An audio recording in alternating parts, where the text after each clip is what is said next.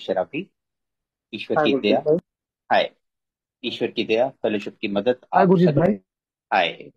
ईश्वर की दया फेलोशिप की मदद आप सभी के सहयोग, अपने स्पॉन्सर के मार्गदर्शन, इन 12 कदमों के सुंदर कार्यक्रम, अपनी फैमिली की भरसक सपोर्ट, इसकी वजह से आज शराब के पहले जहरीले घूंट से दूर हूँ। कोई इच्छा नहीं हो रही। एक एक दिन करके आगे बढ़ रहा हूँ और ठीक हो रहा हूँ।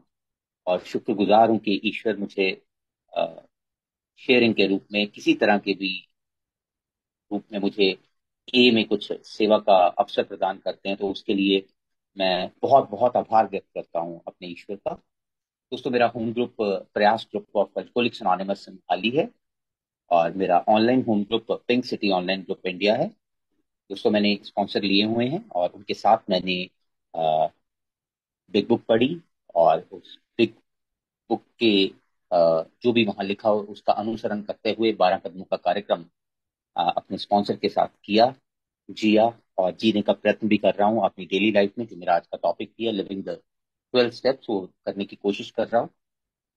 और सबसे पहले बहुत बहुत शुक्रगुजार हूँ hope group of alcoholics anonymous Nagpur का, संदीप भाई, अनंता भाई, जिन्होंने मुझे आज इस सेवा का अवसर प्रदान किया। Thank you so much Sandeep भाई फॉर थिंकिंग अबाउट मी। कि वो, और जो भी अनुभव यहाँ पे व्यक्त करूंगा वो मेरे व्यक्तिगत हैं। और अगर आपको कुछ अच्छा लगे वो आप अपने साथ ले जाएं, अन्यथा आप इसी मीटिंग रूम में उसको छोड़ जाएं। तो दोस्तों, इससे पहले कि मैं आज के इस विषय के ऊपर आऊं कि कैसे 12 कदमों को मैं जीने की कोशिश करता हूं, तो उसके लिए जरूरी है कि मैं इन 12 कदमों के कार्यक्रम तक पहुंचा कैसे, और कैसे ईश्वर ने मेरे द्वार खोले एल्कोहलिक्स अनोनिमस की इस फेलोशिप में आने के लिए। तो उसके लिए मैं पीछे जाना चाहूंगा कि मेरा शराबी जीवन करीबन आज से कुछ 25-26 साल पहले का रहा होगा। 96-97 में जब मेरी पहली बार इंट्रोडक्शन हुई शराब के साथ, और मैं एक टीनेजर की तरह ही था। और जब शराब मुझे मेरे किसी दोस्त ने मुझे बियर कोल्ड ड्रिंक में मिला के पिलाई, तो मुझे कुछ अच्छा लगा, उसका इफेक्ट अच्छा लगा। और मैं एज ए फन उस शराब को पी रहा था, उस बियर को पीता रहा। और इस तरह से मेरी इंट्रोडक्शन शराब के साथ हुई। और यहाँ मैं बताना चाहूंगा कि मेरी फैमिली भी एक शराब से ग्रसित परिवार था, जिसमें मेरे फादर एक क्रोनिक अल्कोहलिक थे। और शराब के कारण, उनकी शराब के कारण हमारे घर में बहुत कला कलेश रहता था। हर रोज का वो जो आपस में लड़ाई झगड़ा, उनको रोकना, वो कभी गिर जाते थे तो उनको उठा के लाना, उनकी बोतल को छुपाना, उनके स्कूटर से बोतल निकाल देना, उसमें पानी मिलाना, और उनको अजीब अजीब हरकतें करते देखना। तो ये सब कुछ मैं देखता आ रहा था, अपने टीनेज टाइम से देखता आ रहा था। तो इस तरह की डिस्फंक्शनल सी फैमिली थी मेरी। मैं बहुत ज्यादा एक सहमा हुआ भी था, और शराब से मुझे डर भी बहुत लगता था, मुझे नफरत भी बहुत थी। लेकिन गॉड विल हैव इट, ये मेरी जीन्स में था, मेरे जेनेटिक्स में था कि मुझे शराब के साथ मेरा पाला पड़ना था। लेकिन तब भी पीते पीते मैं ये सोच रहा था कि मेरे फादर को पीने का ढंग नहीं आता, वो कुछ खाते नहीं है साथ में। वो नशे के लिए, वो सिर घुमाने के लिए पीते हैं, मैं एंजॉय करने के लिए पीता हूँ। और he doesn't know how to drink. तो मेरे घर के हालात कुछ और बुरे होते गए, फाइनेंशियली भी क्राइसिस आते गए, मेरे फादर और ज्यादा इस बीमारी में डूबते गए। मुझे इस बीमारी के बारे में तो कुछ नहीं पता था, मुझे ये लगता था कि ये जानबूझ के कर रहे हैं मेरे फादर, अपनी आदत से मजबूर हैं, ये छोड़ना नहीं चाहते, इनको हमारी फिक्र नहीं है, ये इधर से कसम खाते हैं, इधर से फिर पी के आ जाते हैं, फिर कला कलेश होता है, फिर वो माफिया मांगते हैं, और फिर ये सब कुछ करके। और मुझे इसके इलाज के बारे में भी नहीं पता था। डॉक्टरी सहायता लेते थे, डॉक्टर कुछ दवाइयां देते थे उनको, और वो फिर दोबारा फिर से इसमें लग जाते थे। और एक दिन ऐसा आया कि उनको डायग्नोज हुआ लीवर सिरोसिस, और आकस्मिक मृत्यु उनकी हो गई। ही वॉज नॉट मच, 46-47 उनकी एज थी जब मेरे फादर की मृत्यु हुई। और उसके बाद मुझे कुछ शिक्षा तो नहीं मिली इस चीज से। हाँ, वो एक सरकारी एम्प्लॉय थे, तो उनके जो फंड्स रिलीज हुए उनकी डेथ के बाद, तो उन्होंने मेरी आंखें और फाड़ दी। और मैं और अय्याशियों की तरफ बढ़ता गया। वो चीजें, वो पैसा तो मेरी मदर के नाम आया था, पर मैं मदर को बेवकूफ बना लेता था, उनके जाली सिग्नेचर करके वो पैसा निकालता गया। तो शराब के साथ साथ और चीजें भी, और व्यसन भी मेरी जिंदगी में आने शुरू हो गए। I started smoking, I used to go to pubs, और मैं और इन नाइट क्लब्स और ये सब कुछ में जाना शुरू हो गया। और धीरे धीरे पता नहीं इस दलदल में कैसे घुसता चला गया। मैं सीए कर रहा था जब मेरे फादर की डेथ हुई। उनका एम था कि मैं सीए करूं, मैंने वो छोड़ दी। मैंने पोस्ट ग्रेजुएशन में एडमिशन ली। ये आज से 25 साल पहले की बात कर रहा हूँ। मैं पोस्ट ग्रेजुएशन में एडमिशन ली, मैंने वो छोड़ दी। क्योंकि मैं कर ही नहीं पा रहा था ना। मैं मुझे अय्याशियां ज्यादा अच्छी लगती थी, लेकिन मैं कभी भी, अभी भी मुझे ऐसे नहीं लगा था कि मैं हैबिचुअल हो चुका हूँ इस शराब का या और व्यसनों का मैं आदी हो चुका हूँ। मुझे ऐसा कभी भी नहीं लग रहा था, क्योंकि जिंदगी अच्छी चल रही थी मेरी, मतलब ऐश प्रस्ती में जिंदगी चल रही थी। और धीरे धीरे करते साल बीतते गए और मैं और आदी होता गया। और माँ से झूठ बोलना, और माँ माँ को पिताजी की जगह नौकरी मिल गई थी तो सारा दिन घर पे अकेला रहता था। तो ये सब कुछ करना, घर पे दोस्तों यारों को बुलाना। और धीरे धीरे दोस्त अपने अपने बिजनेस में सेटल होते गए। मैं अकेला होता गया, अकेला होता गया, अकेला होता गया, और इस चीज में और डूबता गया। फिर मेरी शादी हुई 2007 में। और तब मेरी वाइफ को भी नहीं पता था कि मैं ये सब कुछ करता हूँ। और और मैं उससे छुपाने के लिए अपनी जो छोटी मोटी नौकरी करता था तो उसमें दिन में पी के आ जाता था ताकि उसको पता ना चले, और रात को नहीं पीता था। पर फिर हालात और बदतर होते गए। 2008 में मेरी बेटी का जन्म हुआ, और उसके बाद से हमारे कला कलेश थोड़े मेरे वाइफ के साथ बढ़ने शुरू हो गए। उसको थोड़ा थोड़ा शक पड़ना शुरू हुआ, और एंड ऑफ द डे उसको उनको पता चल गया कि ये एक शराबी है, और ये घर को तंग कर रहा है, और ये सारा कुछ कर रहा है। तो इससे क्या हुआ कि मेरे घर के हालात और बुरे होते गए। हम दोनों में डिफरेंसेस बढ़ते गए। मैं अपनी वाइफ के साथ ना ना उसको किसी तरह की भी मेरी अटैचमेंट मेरी उनके साथ नहीं रही। No physical, no emotional, no किसी तरह की भी कोई कोई भी मैं ना बातचीत सुनता था ना करता था, और अपने आप में ही रहने लग गया। और फिर एक समय आया, और अंत में मैं इसको ज्यादा लॉन्ग नहीं करूंगा, बट लॉन्ग स्टोरी शॉर्ट के 2018-19 में आके मेरे हालात ये हो गए थे कि मैं बिल्कुल बहुत ज्यादा शराब में डूब चुका था। उसके लिए मेरे जो मेरी नौकरी से मुझे पैसे मिलते थे वो भी काफी नहीं रहते थे। मुझे मैं चोरियां करने लग गया, घर से मैं सोना बेचने लग गया, अपनी बीवी के पैसे चुराने लग गया, अपनी माँ के पैसे चुराने लग गया। और एक हालात ये आ गए थे आखिर के दिनों में कि मैं बिल्कुल दुनिया ने मुझे दुत्कार दिया था। एक पढ़ा लिखा इंसान सड़कों पे भिखारियों की तरह घूमता होता था, कि कहीं सड़कों पे ढूंढता था कहीं मुझे कोई पैसे गिरे हुए मिल जाएं। पैसे नहीं गिरे होते थे, मेरी दाढ़ी बड़ी होती थी, वेट 35-40 किलो रह गया था। और सड़क से मैं बीड़ियों के सिगरेटों के टुकड़े उठा के ले आता था, जेब में भर के गंदे कपड़े मेरे। शीशा देखना बंद कर दिया था मुझे। दुनिया, मुझे आसपास वाले कहने लग गए थे कि इसका तो हाल ही ये है, ये तो कहीं भी गिरा पड़ा होगा, तो इसका तो रोज का ही काम है। तो हालात एंड ऑफ द डे ये आ गए थे कि मैं मुझे मुझे लगता था कि मैं कभी ना कभी किसी ट्रक के नीचे आके मर जाऊंगा, या कैसे भी मेरी मौत हो जाएगी। और अब बच नहीं सकता, क्योंकि शराब मैं छोड़ नहीं सकता। और एक अंग्रेजी पीने वाला, पब्स में और नाइट क्लब्स में जाने वाला, उसके हालात ये हो गए थे कि वो एक देसी के क्वार्टर पे आ गया था। 80 रुपए का क्वार्टर में लेता था, और उसको नीट ही पीने लग गया था। वो 80 रुपए में किसी तरह से भी, कई बार गुरुद्वारे मंदिर में जाके चोरियां करनी, कभी वहां, मतलब पता नहीं की होंगी कि नहीं की होंगी, मुझे याद नहीं है। कि ऐसा मेरा मन रहता था हमेशा, वहाँ मंदिर में या गुरुद्वारे में गुल्लक में जो पैसे पड़े होते थे मेरा ध्यान वहां पे रहता था। घर में मैंने रद्दी बेच देनी, घर की ग्रिल्स उतार के बेच दी, कि मैं वो 80 रुपए इकट्ठे करूं। और उसके बाद तो पता ही नहीं लगता था कितने क्वार्टर हो जाते थे वो नीट ही पी के। मतलब मेरा गला पूरी तरह छलनी हो चुका था, और मुझे ऐसे लग रहा था कि मैं बस मरने वाला हूँ। और दुनिया ने दुत्कार दिया था। मेरी वाइफ को मैंने इतना परेशान कर चुका था कि we were living under one roof, एक तरह से डिवोर्स की तरह रह रहे थे। उसने बहुत बार मुझे धमकियां भी दी पुलिस के पास जाने की, और कई बार पुलिस थाने में फोन भी किए। उसके पेरेंट्स बहुत समझा समझा के थक चुके थे, रिश्तेदार सारे मेरे रिश्तेदार थक चुके थे। और उन्होंने, मेरी वाइफ ने एंड में कहा था कि तू मरता मर जिया जी, मुझे कोई परवाह नहीं है, कल का मरता आज मर। क्योंकि मैंने हद ही इतनी कर दी थी। मेरी बेटी कहती थी पापा मैं आपको देखना भी नहीं चाहती, मेरे सामने भी मत आओ।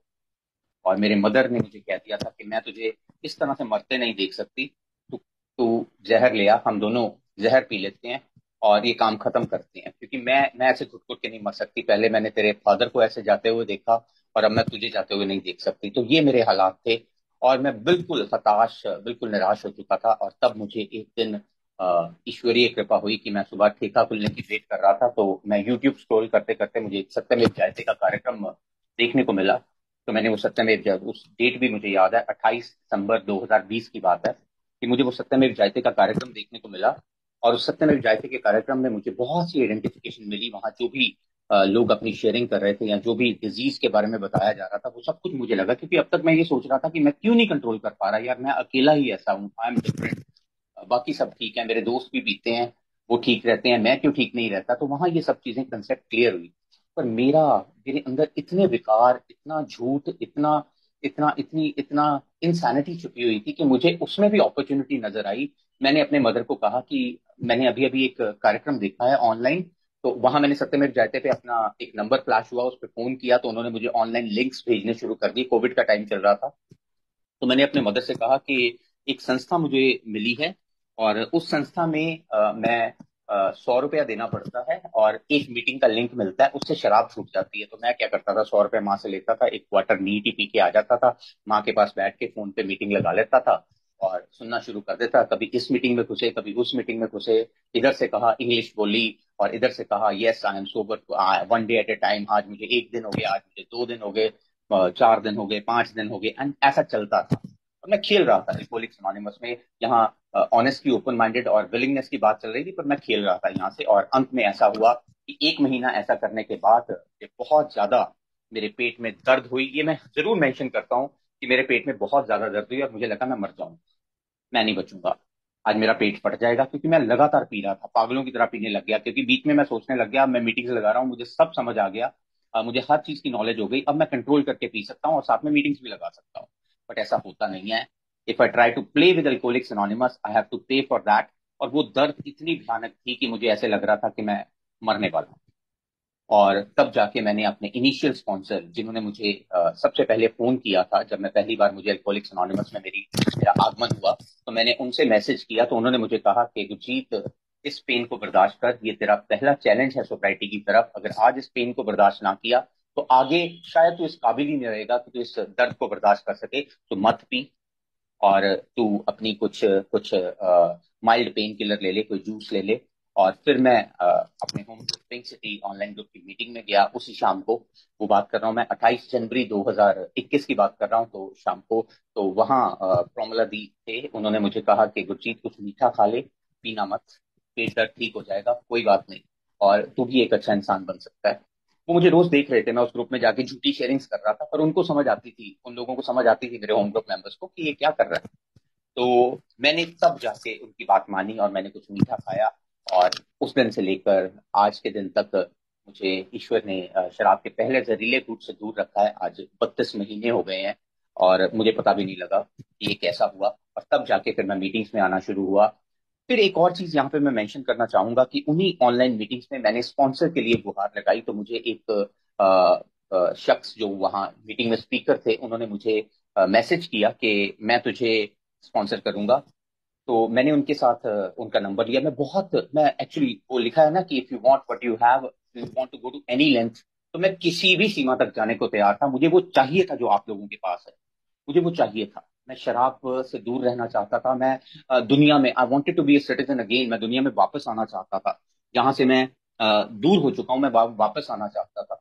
तो उसके लिए मैंने उन उन शख्स को फोन किया। उन्होंने मुझे कहा, तू 5 काम कर, तो सुबह उठ के प्रेयर किया कर, तू मीटिंग लगाया कर, और तू बिग बुक के 5 पन्ने पढ़ा कर, तू 2 मेंबर से बात किया कर, और शाम को मुझे रिपोर्ट किया कर कि तूने क्या किया।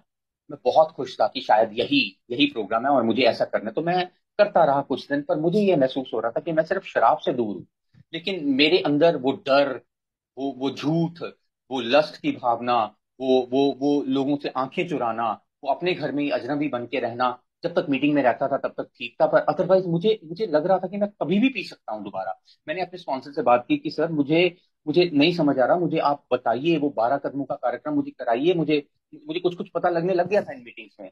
तो वो मुझे अभी भी कहते हैं, तू 1 महीना ऐसे ही करता रह, और 1 महीना जब कंप्लीट होगा तो मैं तेरे को कदम कराने शुरू कराता हूँ, मैं तेरे को बिग बुक पढ़ानी शुरू करता हूँ, तब तक तो खुद पढ़ता रहे। मुझे कुछ समझ नहीं आ रहा था, मैं एक नॉवल की तरह उसको पढ़ रहा था, अगला पढ़ता था, पिछला भूल जाता था। तो ये सब कुछ हो रहा था। तो फिर महीने के बाद मैंने फिर से उनसे कहा, तो वो कहते हैं अभी 40 डेज का 45 डेज कंप्लीट कर, फिर मैं तुझे शुरू करवाता हूँ।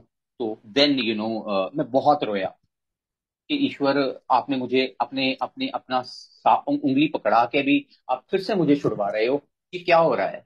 तो मैंने ईश्वर से प्रार्थना की, स्पॉन्सर स्पॉन्सी का पैम्फलेट पढ़ा, और जो मेरे इनिशियल स्पॉन्सर थे, मैंने उनको फोन कर दिया, क्योंकि यहाँ बताया जाता है कि स्पॉन्सर कोई, आप सारी जिंदगी का आपने कोई रजिस्ट्रेशन नहीं करा ली अपने स्पॉन्सर के साथ, इफ यू फील, क्योंकि यहाँ जिंदगी मौत का मामला है यार। अगर आपके, मैं यहाँ ये भी कहना चाहूंगा, मैं अपने लिए भी कहता हूँ और मैं किसी के लिए भी कहता हूँ कि अगर मेरे पास समय नहीं है, या मैं अगर स्पॉन्सरशिप हैंडल नहीं कर सकता, तो मैं किसी को प्रॉमिस ना करूं, मैं किसी को झूठे आश्वासन ना दूं, मैं किसी को उसमें ना, अंधेरे में ना रखूं कि मैं तुझे करवाऊंगा, मैं तुझे करवाऊंगा, क्योंकि ये जिंदगी मौत का मामला है।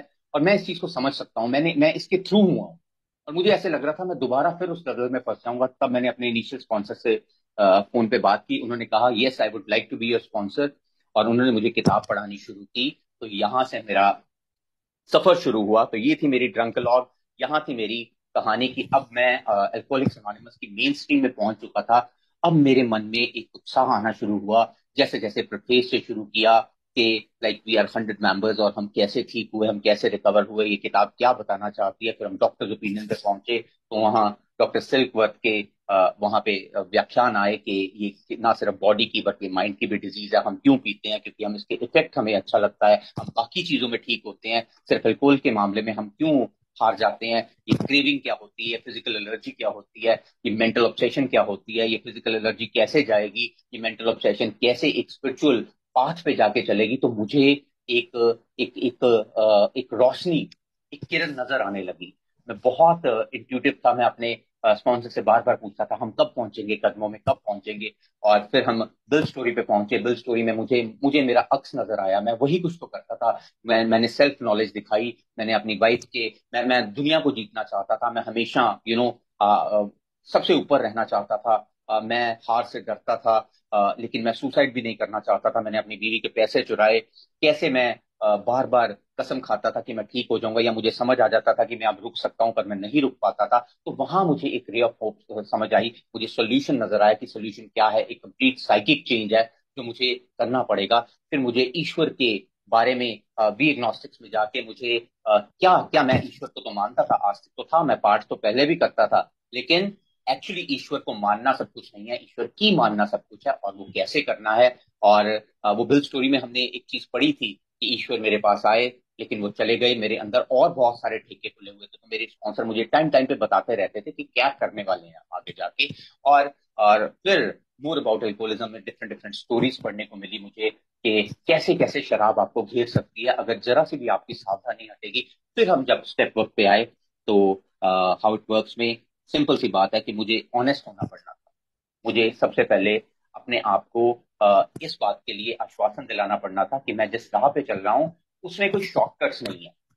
वो सिंपल तो है, लेकिन वो इतना इजी नहीं है। उसमें एक कीमत चुकानी पड़ेगी मुझे, मुझे अपने आप को मारना पड़ेगा। तो यही था मेरा पहला फलसफा, कैसे मैं इन 12 कदमों को जी सकता हूँ।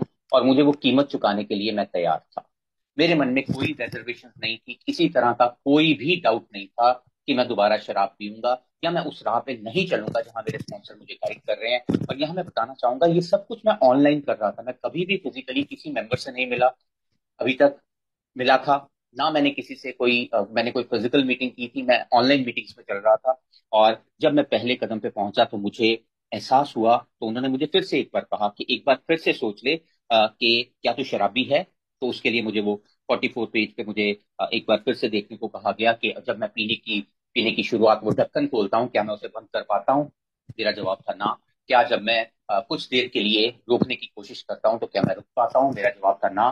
तो मैं एक अल्कोहलिक हूँ, तो I had to be completely admit that I was powerless over alcohol. और मेरी जिंदगी अनमैनेजेबल हो चुकी थी। तो उन्होंने मुझे मेरी अनमैनेजेबिलिटी लिखने को बोला कि क्या तेरे पर्सनल रिलेशंस कैसे हैं। मेरे पर्सनल रिलेशंस अभी तक खराब थे। मेरे मेरा मेरा जो मेन स्ट्रीम था दुनिया के साथ, मेरा जो रिलेशंस था वो बिल्कुल खत्म हो चुका था। और मेरे घर में भी मैं एक अजनबी की तरह था। मेरे वाइफ को अभी भी मेरा विश्वास नहीं था, हम we were not in talking terms. और मेरे दोस्त, मेरे जो जिनसे मैंने पैसे उधार लिए हुए थे, और जिनके साथ मैंने बिगाड़ा हुआ था, जिनको मैंने गालियां निकाली हुई थी, बहुत सी ऐसी चीजें थी। तो सब मेरा डिस्टॉर्टेड था, इमोशनल। बिल्कुल मैं I was an emotional fool, मुझे पता ही नहीं चलता था कब हंसना है कब रोना है। और मुझे हमेशा, मैं डिप्रेशन में रहता था। और मैं हमेशा ही अपने आप को good for nothing, I thought myself to be useless. ठीक है। और क्या मैं अपनी जिंदगी चला पा रहा था? बिल्कुल भी नहीं। मेरे पास नौकरी तो थी, लेकिन कैसे उस पैसे का करना है, उस पैसे से कैसे गुजारा करना है, मेरे खर्चे बहुत ज्यादा है, मैं घर के खर्चे नहीं कर पाता, मैंने कभी रिस्पॉन्सिबिलिटी उठाई नहीं थी। और जिंदगी को कैसे जीना है मुझे पता ही नहीं था। मैं हमेशा डरा हुआ रहता था, मैं नाखुश था, और मैंने किसी की हेल्प तो क्या करनी है, मैं खुद की हेल्प भी नहीं कर सकता था। तो यहाँ से मुझे मेरी अनमैनेजेबिलिटीज पता चली। मैं अब ये 12 कदमों का जो सफर है, ये मैंने कैसे किया और आज कैसे कर रहा हूँ, और ऐसे किसको करने की कोशिश कर रहा हूँ, मैं रिलेट करने की कोशिश करूंगा।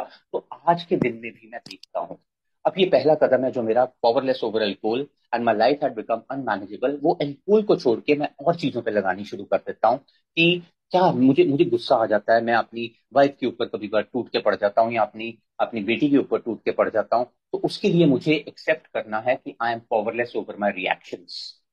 मुझे अपने रिएक्शंस पे अपने आप को पावरलेस महसूस करना, क्योंकि इन्हीं के कारण मेरी जो अनमैनेजेबिलिटी है वो आ रही है, मेरे पर्सनल रिलेशन खराब हो रहे हैं, मैं इमोशनली पागलों की तरह चीखने लग जाता हूँ, फिर मैं डिप्रेशन में चल जाता हूँ, फिर मैं गिल्ट में चला जाता हूँ, फिर मेरे रिलेशन खराब होने शुरू हो जाते हैं, और फिर मैं नाखुश हो जाता हूँ, फिर मुझे डर लगने लग जाता है कि फिर से कलेश ना पड़ जाए। तो ये सब चीजें मैं रिलेट करने की कोशिश करता हूँ, और आज भी मुझे वो 52 पेज नंबर पे आज जो अनमैनेजेबिलिटीज है वो मुझे आईना दिखाती है कि गुरजी ये तू है। तो पहला कदम मेरी जिंदगी में ऐसे चलता रहता है। अब वो मैं अल्कोहल की जगह किसी और चीज को सब्स्टिट्यूट कर देता हूँ कि कि मुझे अब अल्कोहल के अलावा और क्या चीजें हैं। फिर देन अब ये पावरलेसनेस तो है, तो अब मैं ठीक कैसे होऊंगा? तो वो मेरा सेकंड स्टेप था, came to believe that only a power greater than myself would restore me to sanity. मेरा दिमाग तो खराब है यार, मैं तो इंसेन हूं। मैं अपनी पावरलेसनेस के बावजूद मैं कभी पीता रहता हूँ, और मेरे जैसा वो इंसान, वो ये सोचता है मेरा पेट भरा हुआ है, अब मैं दूध में मिला के पी सकता हूँ। तो ये बेवकूफी है ना, मेरे जैसे बंदे की बेवकूफी है। I am trying to do the same things time and again expecting a different result. तो then what I have to do? तो मुझे ये विश्वास करना था कि या तो ईश्वर है या तो नहीं है। मुझे आधे अधूरे वाले ईश्वर की नहीं थी कि जब मुझे जरूरत हुई तो अब वो है, जब मुझे जरूरत नहीं है तो वो नहीं है। मुझे टच बटन की तरह ईश्वर का इस्तेमाल नहीं करना था। तो हमारी जो इंडिविजुअल स्टोरीज हैं तो उसमें बताया हुआ है हर एक का God of his own understanding है। तो गॉड जरूर है, हम सबके अंदर है, बस हमें उसको एहसास करना है। There has to be a God of my understanding. शुरू शुरू में मुझे जो हायर पावर का कंसेप्ट है वो इन मीटिंग्स को मैंने समझा, अपने दोस्तों को समझा, अपने स्पॉन्सर को समझा, और धीरे धीरे करके मुझे मेरी मेरी एसोसिएशन मेरे लविंग गॉड के साथ हुई। और ये था मेरा दूसरा कदम। और आज भी मैं दूसरे कदम के रूप में क्या करता हूँ कि जब जब कभी भी मुझे लगता है कि गुरजीत तू अपनी ज्यादा चला रहा है, तो मैं अपने आप को घुटनों के पल लेके जाता हूँ, और मैं ईश्वर से प्रार्थना करता हूँ कि ईश्वर मुझे राह दिखाओ। तो उसके लिए मेरे वो जो एबीसी आइडियाज हैं कि alcoholic and could manage my life, probably no human power could have relieved me of alcoholism. God could and would if he was sought. वो जो एबीसी आइडियाज हैं वो मैं हर चीज पे लगाने की कोशिश करता हूँ कि मैं तो गुस्सैल हूँ यार, और इस कारण से मेरी जिंदगी अनमैनेजेबल हुई हुई है। और मुझे कोई भी समझा ले यार, मेरे पे असर नहीं होने वाला। तो असर कैसे होगा? वो असर होगा अगर ईश्वर चाहेंगे, और ईश्वर को मुझे खोजना है, ईश्वर से मुझे राह देखनी है। That was my second step. और फिर मैं तीसरे कदम पे आया। तीसरा कदम मेरी जिंदगी में एक बहुत ही अहम एक कदम बन के आया, और जिसमें मैंने एक फैसला लिया कि I have to make a decision to turn a will and life over to the care of God as I understood him. मुझे अपने एक्शंस और अपनी जो थॉट्स हैं, दोनों ही, अपनी जो मैं सोच रहा हूँ वो सोच भी, और जो मैं कर रहा हूँ उनको भी ईश्वर के हवाले करना था। कहना बहुत आसान है, इजियर सेड देन डन। ये मैंने इसको इसको इसका ज्वलंत उदाहरण भी मुझे मिला। तो एक्चुअली जो पहले दो थे, जो कदम थे, वो एक रिफ्लेक्शन थी, उसमें एक्शन नहीं था, इसमें एक्शन चाहिए था। एक्शन क्या चाहिए था? मैंने ईश्वर से प्रार्थना की सुबह, हे ईश्वर, मैं अपने आप को आपके हवाले करता हूँ, जैसी आपकी इच्छा हो वैसे मुझे रखो, मुझे मेरे स्वयं के बंधन से मुक्ति दिलाओ, और आपके बंधन से मुझे छुटकारा दिलाओ, ताकि मैं आपकी इच्छा का पालन कर सकूं। मेरी मुश्किलें दूर करो, ताकि इन मुश्किलों पे जीत उन लोगों के लिए आपकी शक्ति की, आपके प्यार की, आपके जीने की राह की गवाही बन सके, जिनकी मैं मदद करूं। मैं सदा आपकी इच्छा में रहूं। इजियर सेड, ये प्रेयर है थर्ड स्टेप की, इजी है करनी, और मुझे याद भी है, और मैं करता भी हूं। पर क्या मैं इसका अमल करता हूं? क्या मैं ईश्वर की चलने देता हूं अपनी अपनी चलाने की बजाय? नहीं होता था। बहुत मुश्किल है, अभी भी कभी कभी मुश्किल आ जाती है। बट उस समय मुझे अपने आप को ये एहसास दिलाना पड़ता है that Gurjeet, you have to quit playing God. तुझे ईश्वर जैसा बनना है। अब ईश्वर कैसे हैं? ईश्वर माफ करने वाले हैं। ईश्वर टॉलरेट करने वाले हैं। ईश्वर जो है वो सबसे सहानुभूति करने वाले हैं। ईश्वर झूठ नहीं बोलते। तुझे उनके जैसा बनना है, पर तूने ईश्वर नहीं बनना कि तू कंट्रोल करने लग जाए और तू फल भी डिसाइड करने लग जाए, तू कर्म भी डिसाइड करने लग जाए। ये सब कुछ तूने नहीं करना। You have to know where to let go, let God. और तू डायरेक्टर नहीं है, तू डूअर नहीं है, तू कंट्रोलर नहीं है। I have to quit playing God in all my affairs. अब मेरी मेरी विल क्या है? मैं तो हमेशा प्राइड से भरा रहता हूँ, मैं ईगो से भरा रहता हूँ। मैं कभी डर में आ जाता हूँ, मैं कभी सेल्फिश हो जाता हूँ, कि मैं कभी डिसऑनेस्ट हो जाता हूँ, कभी इनटॉलरेट हो जाता हूँ, कभी दूसरों से नफरत करता हूँ, कभी झूठ बोलता हूँ, कभी सेल्फ सीकर बन जाता हूँ, कभी दया का पात्र बन जाता हूँ, तो या भी लस्ट में चला जाता हूँ। तो ये सब मेरी इच्छाएं हैं, इनको मारना है। और इसको मारने के लिए मुझे ईश्वर से, जो मैं बोल रहा हूं कि ईश्वर आपकी इच्छा चले मेरी नहीं, तो ये जब मैं तीसरा कदम पे था, जब शुरुआत में अपने स्पॉन्सर के साथ तीसरा कदम कर रहा था, तो मुझे इसका अप्लाई करने का भी मौका मिला। अचानक वो कोविड का टाइम था और मेरे एम्प्लॉयर ने मुझे नौकरी से निकाल दिया कि हम आपको नहीं रख सकते क्योंकि हमारे पास फंड्स नहीं है, हमारे पास आगे फंड्स नहीं आ रहे, तो you are relieved till further notice. तो क्या ये आसान था कि ईश्वर आपकी इच्छा चले मेरी नहीं, जो आपको अच्छा लगे वही मैं एक्सेप्ट करूंगा? Was not easy. पर ईश्वर की कृपा हुई कि मुझे ये एक्सेप्ट करने में ज्यादा मुश्किल नहीं हुई। थोड़ा सा डर लगा कि अब आगे क्या होगा, बट ईश्वर ने जहां मुझे इस नरक से निकाल के यहाँ पहुंचाया, तो मैंने सोचा कि वो अब भी मेरी रक्षा करेंगे। और मेरे कान में, जब मैं नौकरी का ना की सुन के अपने घर जा रहा था, तो ड्राइव करते करते मेरे कानों में एक ही चीज गूंज रही थी, ईश्वर जो करते हैं अच्छे के लिए करते हैं। Ishwar might be having some different plans for you. और ऐसा ही हुआ। मैं वापस आया और मेरे साथ बहुत सी ऐसी चीजें हुई जिससे मुझे थर्ड स्टेप जो मेरा था वो बहुत स्ट्रांग हो गया। उसका इम्पैक्ट बहुत, ये मेरे स्पॉन्सर ने पहले भी बताया था कि जो थर्ड स्टेप का इम्पैक्ट है वो बहुत स्ट्रांग होता है, लेकिन वो होता टेम्पररी है। क्योंकि अभी तक तूने ऐसा कुछ काम नहीं किया कि वो ईश्वर की जो प्राप्ति है वो तुझे हमेशा के लिए हो जाए। तो मेरी नौकरी तो चली गई, लेकिन इस दौरान मेरी मम्मी को कोविड हो गया, मैं उनकी देखभाल कर पाया। मेरे को सेकेंडरी एडिक्शंस थी, मुझे सिगरेट पीने की, तंबाकू चबाने की, मुझे चैनी खैनी खाने की, गुटखा खाने की आदत थी। और मैं लोगों से लड़ता झगड़ता था, मैं बहुत इनटॉलरेंट था। ये सब बातें मुझे पता ही नहीं चली, वो थर्ड स्टेप के इम्पैक्ट में कहाँ चली गई। मैंने वो एबीसी आइडिया लगाया और कोशिश की, और मैं सर्विस में आ गया। मैं मीटिंग होस्ट करने लग गया, और जिससे मैं जिनकी शेयरिंग से चढ़ता था उनसे कुछ ना कुछ सीखने लग गया। तो ये सब चीजें मेरे साथ हुई थर्ड स्टेप में।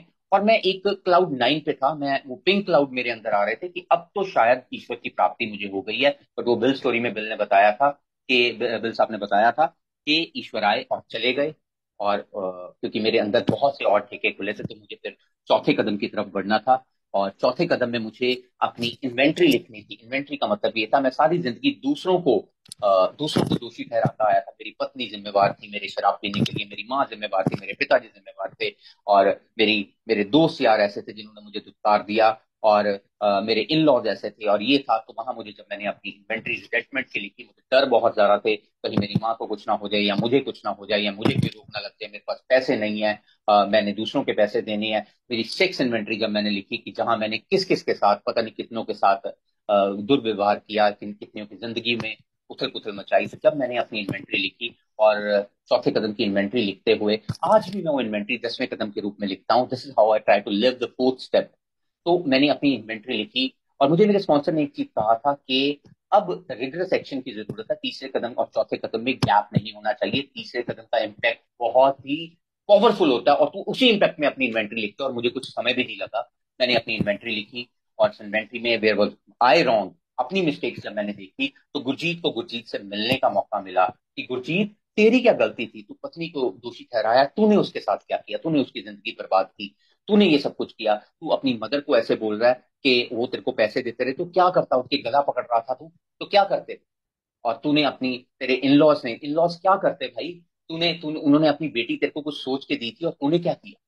तो ये सब चीजें लिख के मैंने ये जब अपना अपना अपना वो गंद निकाला, अपनी वो चीजें निकाली, तो मुझे एक काफी सेंस ऑफ सेटिस्फेक्शन मिली। पर अभी भी कहीं कहीं मैं सेल्फ जस्टिफिकेशन दे रहा था। फिर पांचवें कदम में, जब मैंने अपने स्पॉन्सर के साथ, आज भी मैं पांचवा कदम 10वें कदम के रूप में अपने स्पॉन्सर के साथ शेयर करता हूँ, तो पांचवें कदम के रूप में मैंने अपने स्पॉन्सर के साथ बिल्कुल खुलकर अपनी इन्वेंट्री शेयर की। और जहां जहां उनको लगा कि मैं जस्टिफाई करने की कोशिश कर रहा हूं, तो ये पहला समय था 3 जुलाई 2021 की बात है, जब मैं पहली बार फिजिकली किसी भी ए मेंबर से मिला, और वो मेरे स्पॉन्सर थे। और वो एक अलग एहसास था जब मैंने उनके हाथ पकड़ के तीसरे कदम की प्रार्थना की, और वो मेरी आंखों से वो अश्रुधारा बहती चली गई, और मुझे ऐसे लगा कि मतलब पता नहीं मैं किस लोक में आ गया हूँ। और वो मेरा स्पिरिचुअल एक्सपीरियंस था जो मैं आज तक भी नहीं, अभी भी मेरे रोंगटे खड़े होते हैं, मैं उस सीन को याद करता हूँ। तो मैंने अपने स्पॉन्सर के साथ 5वें कदम की वो इन्वेंट्री शेयर की, तो वहां उन्होंने मुझे बताया कहाँ कहाँ तेरी गॉड्स विल चलनी चाहिए और तू सेल्फ विल चला रहा है, कहाँ कहाँ तेरी गलतियां हैं। और वहां से मेरे मेरे डिफेक्ट्स निकल के सामने आए। बहुत सारे डिफेक्ट्स थे मेरे पास। मैं कंट्रोलिंग था, मैं इनकंसिडरेट था, मैं परवाह नहीं करता था। मुझे मेरी मेरी फाइनेंशियल इन्वेंट्री लिखी जिसमें मेरी चद्दर से बहुत बाहर मैं पैर पसार रहा था। तो मैंने अपनी जब फाइनेंशियल इन्वेंट्री लिखी, तो मुझे एहसास हुआ कि चाहे थोड़ा कमा ले लेकिन कमाना जरूर है। और फिर मुझे एक नौकरी मिली जो मेरी पहली नौकरी से बहुत कम तनख्वाह वाली थी।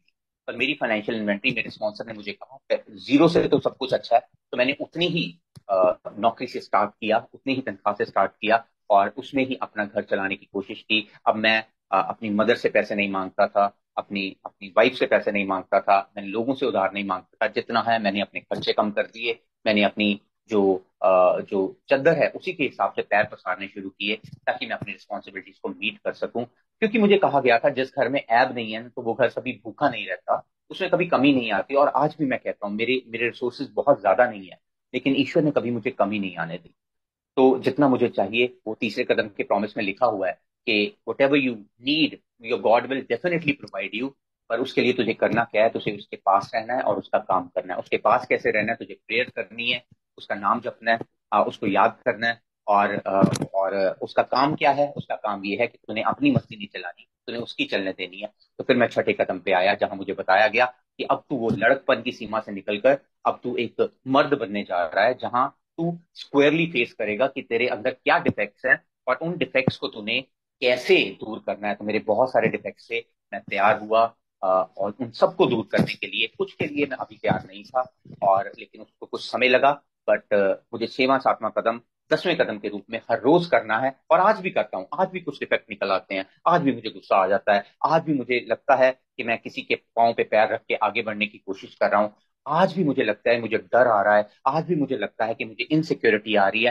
तो उस समय मेरे पास एक ही टूल होता है कि मैं तैयार होता हूँ। I become entirely ready to have God remove all my defects of character and humbly request him to take away my shortcoming. से ईश्वर प्लीज मुझसे ले ले। उसके लिए मैं उनके साथ कॉपरेट करता हूँ, मैं कोशिश करता हूँ, मैं अपने पुराने वाले गुरजीत को मारने की कोशिश करता हूँ कि गुरजीत तुझे अब अब तुझे अपनी नहीं चलानी, तुझे ईश्वर की चलने देनी है। अपने आप को थोड़ा पीछे धकेलता हूँ, अपने आप को थोड़ा सा पीछे करता हूँ।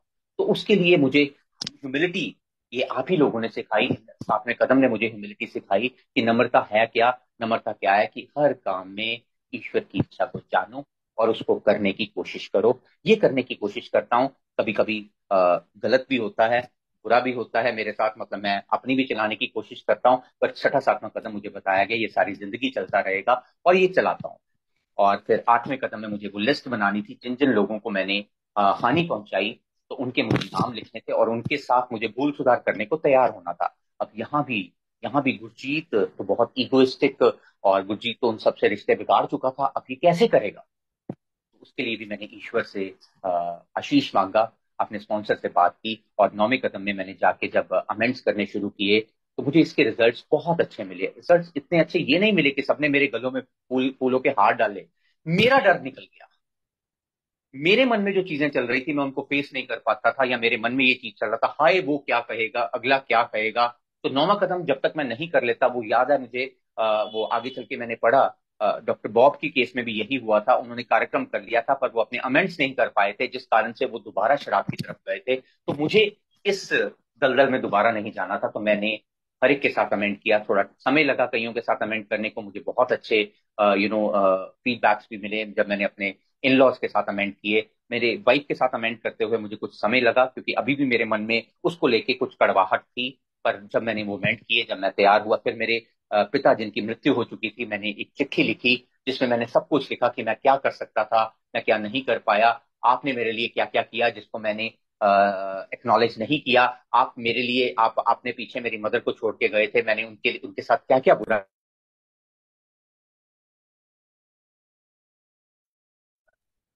आज आपका बेटा कैसा है, आज आपका बेटा क्या करने की कोशिश कर रहा है, तो ये सब कुछ किया। तो वो प्रोमिस पूरे हुए जो 9वें कदम में लिखे हुए हैं। वही मेरी वाइफ जो मुझे कह रहे थे कि कल का मरता आज मर, she used to say you are the best husband. अभी भी कभी कभी लड़ाइयाँ होती हैं, कुछ होती हैं, वो कई बार कह देते हैं कि क्या है आपका प्रोग्राम, आप क्या कर रहे हो, आप बिल्कुल पहले जैसे हो। मैं मान लेता हूँ, क्योंकि मैंने यार बहुत साल जुल्म किए हैं। तो मैं अभी वो मेडल लेने के काबिल नहीं हुआ। अभी मुझे 2 साल कुछ महीने हुए हैं, तो अभी मैं 13 साल उसको परेशान किया है। तो अभी मैं वो मेडल लेने की काबिल नहीं हुआ कि मुझे वो परमवीर चक्र मिल जाए, you are the best husband. तो कई बार प्रॉब्लम्स आती हैं, तो उसके लिए मुझे सुनना पड़ता है। मेरी बेटी she tries to be a best friend, वो मुझे दोस्त की तरह मानती है। और मेरे मदर जो हैं, जो मुझे कहते थे जहर ले आ और हम दोनों मर जाते हैं, और वो मुझे कहते हैं कि हे ईश्वर, जैसा बेटा आपने मुझे दिया है दुनिया की हर माँ को दे। तो क्या चाहिए मुझे और? मैं क्या कर लूंगा पैसे का, मैं क्या कर लूंगा गाड़ियों का, मैं क्या कर लूंगा इन सब साधनों का? मुझे ये मेरे कॉम्प्लीमेंट्स हैं। मैं आज मेन स्ट्रीम में आ गया हूँ, मैं मेरे दोस्तों के साथ मेरे रिलेशन अच्छे हैं, मेरी फैमिली में मुझे इज्जत मिलती है। और क्या चाहिए मुझे? और प्रॉमिस क्या पूरे हुए? वो 25 साल पहले मैं पोस्ट ग्रेजुएशन करना चाहता था, और 25 साल बाद 45 साल की उम्र में जाकर मैंने अपनी पोस्ट ग्रेजुएशन शुरू की, और I I did my M com. क्या चाहिए मुझे और? तो ये सब कुछ ईश्वर ने मुझे दिया। मुझे फियर ऑफ इनसिक्योरिटी, यानी वो आखिरी प्रॉमिस जो है ना, God is suddenly doing for me what I could not do for my self. ये एक्स्ट्रावेगेंट प्रोमिस नहीं है, ये पूरे होते हैं अगर मैं इसके लिए काम करूं तो।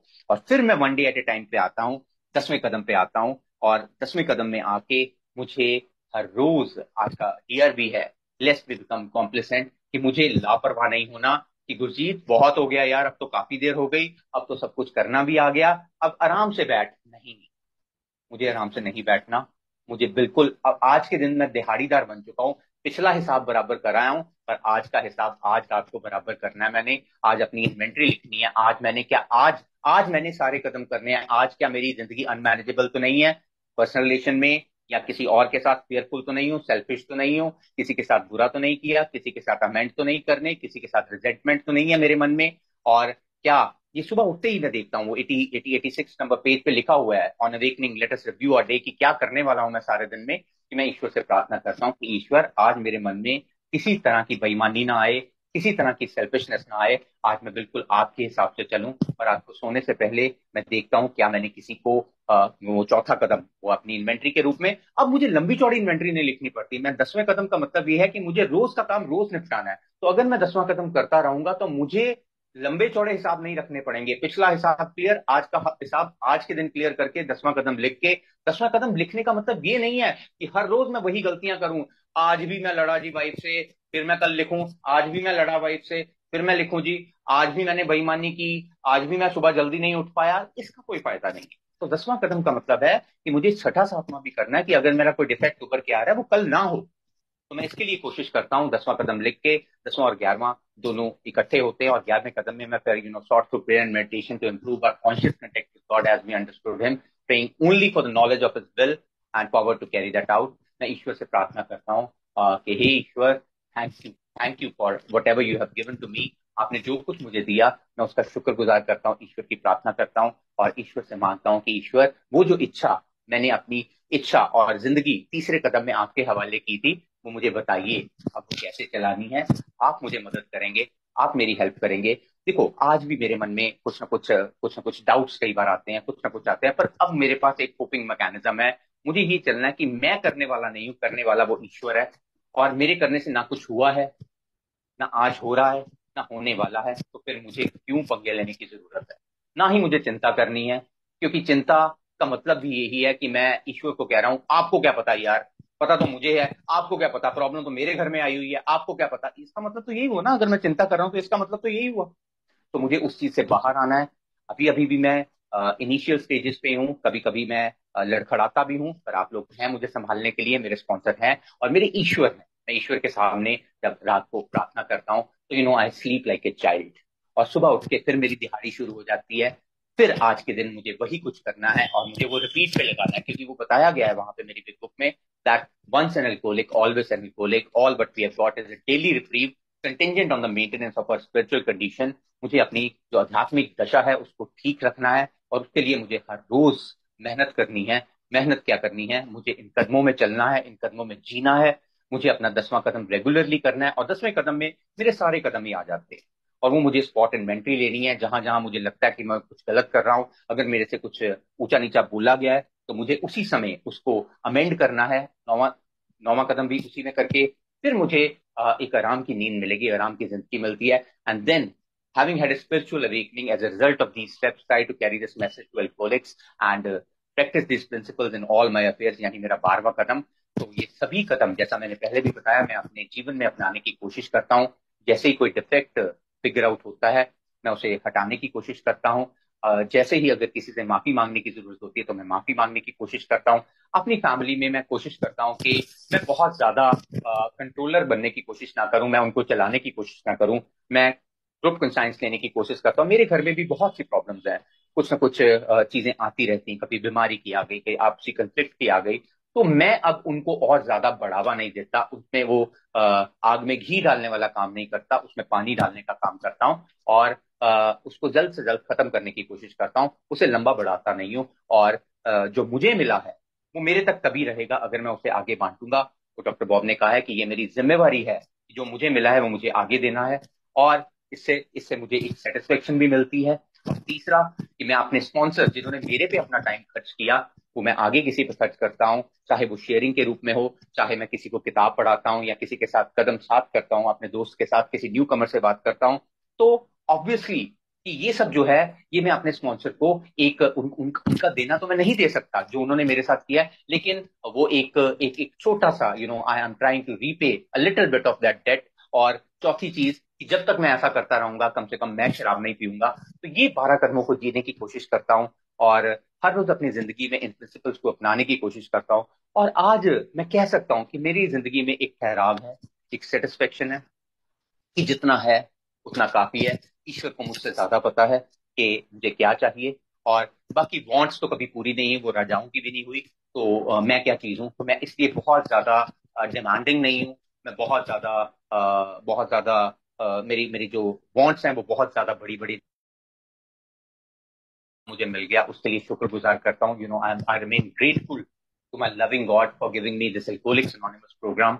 और मुझे बहुत अच्छे स्पॉन्सर मिले, और जिनके साथ मैं अभी भी अपने दिल की हर बात करता हूँ। और मुझे कुछ ना कुछ सुझाव मिलता है, डांट भी पड़ती है, जब जब मैं कुछ गलत करता हूँ मुझे डांट भी पड़ती है। और यही एक चीज मैंने की कि मैंने जो कुछ मुझे कहा गया उसको मैंने टाला नहीं, जो मुझे बताया गया उसको करने की कोशिश की। और आज life is better than yesterday. मैं life is not bed of roses. तो मुझे मेरे स्पॉन्सर ने एक चीज बताई थी कि happiness is not the absence of problems, कि खुशहाली ये नहीं है कि जिंदगी में प्रॉब्लम्स नहीं आएंगी, बट तुम खुश होके उन प्रॉब्लम्स में ईश्वर से सॉल्यूशन कैसे ढूंढते हो। You don't become a part of the problem, you become a part of the solution. तो ये हैप्पीनेस है, ये खुशी है। और आज मैं एक happy joyous and free life lead कर पा रहा हूँ, and I am happy for that. और यही कुछ मेरे अनुभव थे। इसी तरह मैं अपनी जिंदगी में इन 12 कदमों को जीने की कोशिश करता हूँ। और thank you everyone for patient listening. Thank you Sandeep भाई, thank you for giving me a chance.